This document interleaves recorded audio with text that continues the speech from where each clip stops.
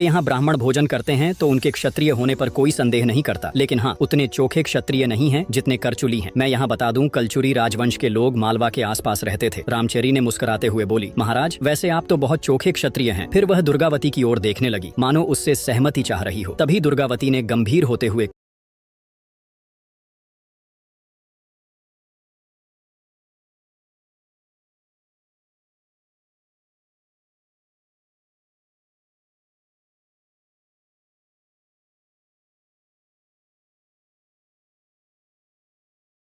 क्षत्रिय की व्याख्या करना अपनी जगह है, लेकिन बिरादरी में किसी को क्षत्रिय मानना अलग बात है। फिलहाल दलपति शाह के बारे में मुझे संपूर्ण जानकारी नहीं है। छोड़ो ये सब, तुम कल देवी दर्शन के लिए तैयारी करो। रात का भोजन समाप्त होने के बाद दुर्गावती अपने कक्ष में लौट आई। रामचेरी भी उसके साथ थी। दासियों को बाहर भेजकर दुर्गावती ने कहा, रामचेरी तू ये बता, दलपति शाह के बारे में यह कैसे तय होगा कि वे क्षत्रिय हैं या नहीं? उनका आचरण तो क्षत्रियों जैसा ही लगता है। रामचेरी ने चादर खींचते हुए जवाब दिया, तू बेवजह मत सोच, वरना नींद नहीं आएगी। कल मनियागढ़ में ढेरों लोग आएंगे, पंडित, भाट और विरुद्धावली बखानने वाले लोग भी होंगे। मैं सब हालचाल पता कर लूंगी, तू अभी सो जा। जंगल में नींद भले न आए, लेकिन न सोने से तेज घटता है। कल सीधी पहाड़ी चढ़नी है, केन नदी में नहाना है, माँ भवानी का अभिषेक करना है और उन सब लोगों से भेंट करनी है जो गढ़ा राज्य के हाल जानते हैं। ये सुनकर दुर्गावती ने राहत महसूस की और सोने का प्रयास करने लगी। जब सुबह हुआ तब दुर्गावती ने आंखें खोली तो कानों में पक्षियों का सुमधुर संगीत गूंजने लगा। हल्का हल्का प्रकाश कक्ष में आ रहा था और दूर कहीं पेड़ों के झुनझुने बजते प्रतीत हो रहे थे। वह उठकर बैठ गई और देखा कि रामचेरी अभी भी चादर में मुंह छुपाए गहरी नींद में खर्राटे भर रही थी। फिर दुर्गावती ने माँ भवानी की प्रतिमा को प्रणाम करते हुए उनके चरणों को छुआ और अपने हाथ को ऊपर किए, मानो सूर्य की पहली किरणों को अपने भीतर समेट रही हो। तब कुछ देर बाद दुर्गावती सोती हुई रामचेरी को आवाज दी, उठो रामचेरी, बाहर देखो। आकाश में जैसे कोई चित्रकार सूरज का चित्र बना रहा हो। लाल रंग भर दिया है अभी और सूरज ऊपर उठकर जैसे ही सबके सामने प्रकट होगा, ऐसा लगेगा जैसे किसी प्रदर्शनी में चित्र रखा गया हो। यह सब हो इससे पहले इसे देख लो। रामचेरी अधनींद में कुनमुनाई और बोली, क्या बात है, अभी ही क्यों उठा रही हो? फिर वह झटपट उठी, आंखें मलते हुए बाहर निकली और सूर्यदेव को प्रणाम किया। कुछ देर आकाश को निहारने के बाद बोली, आज बड़ी देर तक सोती रह गई, मैं जाग क्यों नहीं पाई? इन दिनों जो सपने तेरी आंखों में आने चाहिए वे मेरी आंखों में आते हैं। पता नहीं क्यों रात भर सपने में तरह तरह के क्षत्रियों की खोज करती रहती हूँ। दुर्गावती ने मुस्कुराते हुए कहा, बस बस, ज्यादा होशियार मत बन, वैसे ही देर हो चुकी है, हमें देवी माँ की पूजा करने जाना है, जल्दी तैयार हो जाओ। सुप्रभात की इस पावन बेला में दोनों सहेलियां सैनिकों के साथ पूजन सामग्री इकट्ठा करके दुर्गा माँ के मंदिर की ओर रवाना हो गई। सूर्य की किरणें धीरे धीरे तेज हो रही थीं। रास्ते में प्राचीन पर्वत की कठिन चढ़ाई को ध्यान में रखकर दल आगे बढ़ा। कुछ दूर चलने के बाद वे एक शीतल जलकुंड के पास पहुंचे। वहां सभी ने थोड़ा सुस्ताने का निर्णय लिया। दुर्गावती ने पानी से हाथ मुंह धोया और 2 चुल्लू जल पिया। जब दल आगे बढ़ा तो एक छोटे से मंदिर पर उनकी नजर पड़ी। वहां लोग भक्ति में डूबे हुए काली माँ के गीत गा रहे थे। जलते हुए खप्पर की रोशनी में कई भक्तगण नृत्य कर रहे थे। यह दृश्य देखकर दुर्गावती का मन श्रद्धा से भर गया। थोड़ी और यात्रा करने के बाद आखिरकार दुर्गा देवी का भव्य मंदिर दिखाई दिया। दुर्गा माँ की विशाल प्रतिमा, जिसकी 8 भुजाएं शस्त्रों से सुसज्जित थीं, प्रतिमा के चरणों में वध किया हुआ महिषासुर ऐसा प्रतीत हो रहा था मानो माँ मुस्कुराकर सबको आशीर्वाद दे रही हो। मंदिर के प्रांगण में दुर्गावती की उपस्थिति ने एक अलग ही आभा बिखेर दी थी। एक ओर माँ अष्टभुजा की मूर्ति का तेज तो वहीं दूसरी ओर दुर्गावती के व्यक्तित्व का सौंदर्य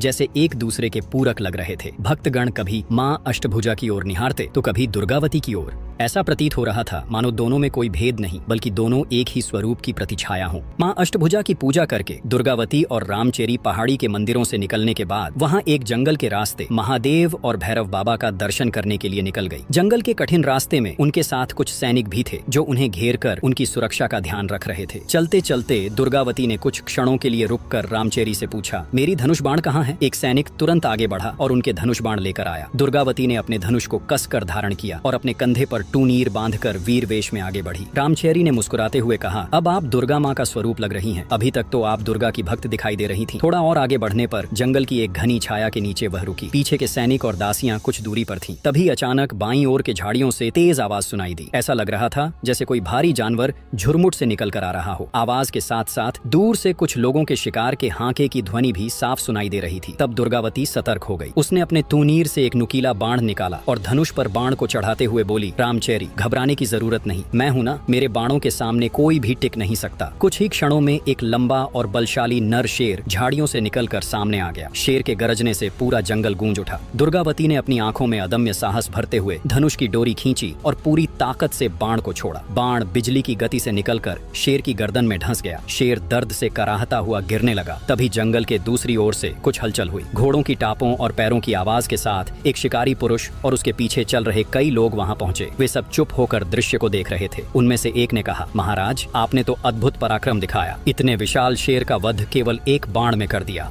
शिकारी पुरुष, जो स्पष्ट रूप से उनके समूह का नेता प्रतीत दिखाई दे रहा था, वह शेर के समीप गया। उसने ध्यान से देखा कि शेर की गर्दन में 2 बाण धंसे हुए थे। उसने गहरी सांस ली और कहा, पर मैंने तो केवल एक ही बाण चलाया था, यह दूसरा बाण और किसने चलाया? उसी समय उसकी नजर एक युवती पर पड़ी जो धनुष खींचे तैयार खड़ी थी। उसका तेजस्वी रूप को देखकर वह कुछ क्षण स्तब्ध रह गया। फिर बोला, देवी, आपने तो अद्भुत कौशल दिखाया है। मेरे बाण से यह शेर मर नहीं सकता था। इसका सारा श्रेय आपके साहस को जाता है। कृपया अपना परिचय दें। दुर्गावती ने उसकी ओर गहरी नजरों से देखा और कहा, पहले आप अपना परिचय दीजिए। कौन हैं आप जो इस जंगल में शिकार कर रहे हैं? पुरुष ने विनम्रता से सिर झुकाया और कहा, देवी, मैं गोंडवाना का सेवक दलपति शाह हूँ। दुर्गावती ने उसकी बात सुनकर हल्का सा मुस्कुराते हुए कही, अच्छा, तो आप यहाँ के महाराज हैं। फिर इस बात को छिपा क्यों रहे हैं? दलपति शाह ने सिर झुकाते हुए कहा, क्षमा करें देवी, मैं स्वयं को हमेशा अपनी प्रजा का सेवक मानता हूँ। राजपद मेरे लिए केवल एक उत्तरदायित्व है। क्या मैं आपका परिचय जानने का सौभाग्य प्राप्त कर सकता हूँ? दुर्गावती ने गर्व भरे स्वर में उत्तर दिया, मैं कालिंजर के महाराज कीर्तिदेव सिंह की पुत्री हूँ। लोग मुझे दुर्गावती के नाम से जानते हैं। मैं यहाँ मां दुर्गा की पूजा के लिए आई थी। आपने शेर का वध करके मेरी प्रजा की रक्षा की है, इसके लिए मैं आपकी आभारी हूँ। दलपति शाह ने आदर पूर्वक कहा, देवी, यह तो आपकी विनम्रता है। वस्तुतः आपके बाण ने ही शेर को घातक चोट पहुंचाई थी। मैंने तो केवल इसे अपने बाण से नियंत्रित किया। शेर को मारना आवश्यक था क्योंकि यह मेरी प्रजा के लिए बड़ा खतरा था। फिर दुर्गावती ने रामचेरी और सैनिकों की ओर देखा और फिर दलपति शाह से कहा, मुझे आज अपने पड़ाव पर लौटना है और भोले बाबा का दर्शन भी करना है। दलपति शाह ने विनम्र स्वर में पूछा, क्या आपका अश्व साथ में नहीं है देवी? दुर्गावती ने शांत भाव से उत्तर दिया, मैं केवल पूजा करने के लिए निकली थी, अतः अश्वारोहण को स्थगित रखा था। हमारा पड़ाव पास ही है। यदि आप वहां आना चाहें तो आपका स्वागत है। दलपति शाह ने तुरंत उत्तर दिया, यदि आप मेरे अश्व पर सवारी करना स्वीकार करें तब आपका स्वागत करना मेरे लिए सौभाग्य होगा। दुर्गावती ने मुस्कुराते हुए बोली, मेरा मन आज अश्वारोहण का नहीं है, किंतु आपका अश्व निश्चित ही दर्शनीय है। दलपति शाह ने गर्वित स्वर में कहा, यह ऊंची प्रजाति का अश्व है देवी, इसकी गति और शक्ति अद्वितीय है। दुर्गावती मन ही मन विचार करने लगी। जाति, प्रजाति और ऊंच नीच की यह समस्या अब तक पीछा नहीं छोड़ रही। फिर उन्होंने दलपति शाह की ओर देखा और गंभीर स्वर में कहा, महाराज, कभी आपके इस अश्व को अवश्य देखूंगी। फिलहाल मुझे अनुमति दें। यह कहते हुए दुर्गावती ने दलपति शाह की ओर एक बार फिर देखा, मानो उनके चेहरे को अपने मन में अंकित कर रही हो। इसके बाद वह बिना कोई और बात किए अपने पड़ाव की ओर बढ़ गईं। उनके पीछे रामचेरी और सैनिक भी चल पड़े। दलपति शाह वहीं खड़े रह गए। उनकी आंखें दुर्गावती के तेजस्वी व्यक्तित्व पर ही स्थिर थीं। जब तक दुर्गावती पेड़ों की ओट में छिप नहीं गईं, दलपति शाह की नजरें उनका पीछा करती रहीं। उनके जाने के बाद उन्होंने गहरी सांस ली और अपने सेवकों की ओर देखते हुए उन्होंने कहा, शेर का शिकार तो राजकुमारी दुर्गावती ने किया, लेकिन उन्होंने उसका श्रेय मुझे देकर अपनी विनम्रता दिखाई। उनके जैसा अद्वितीय साहस और सौम्यता मैंने अपने जीवन में कभी नहीं देखी। उनकी यह पहली भेंट भविष्य की कई कहानियों की नींव रख रही थी, जहां वीरता और कर्तव्य की मिसालें आने वाले समय में घड़ी जाने वाली थीं। आगे के भाग में हम जानेंगे कि कैसे रानी दुर्गावती दलपति शाह की अर्धांगिनी बनी और कैसे उन्होंने एक रानी के रूप में गोंडवाना के लिए हर विपत्ति का साहस पूर्वक सामना किया, कैसे उनका नेतृत्व गोंडवाना को समृद्धि की ओर ले गया और कैसे उनकी वीरता ने उन्हें अकबर जैसे बलशाली सम्राट से टकराने का साहस